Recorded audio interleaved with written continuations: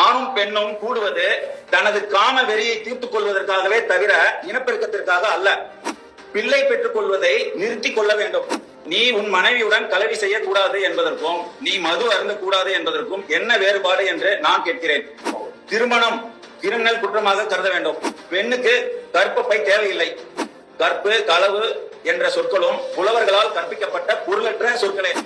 ஒரு மனிதன் ஒரு பெண்ணுக்குத்தான் உரியவன், ஒரு பெண் ஒருத்தனுக்குத்தான் உரியவள் என்பது அடிமைத்தனமே. எனது நோக்கமே சமுதாயத்தில் கல்யாண முறை ஒழிய வேண்டும் என்பதே. இல்வாழ்க்கை என்பது மூடத்தனமே.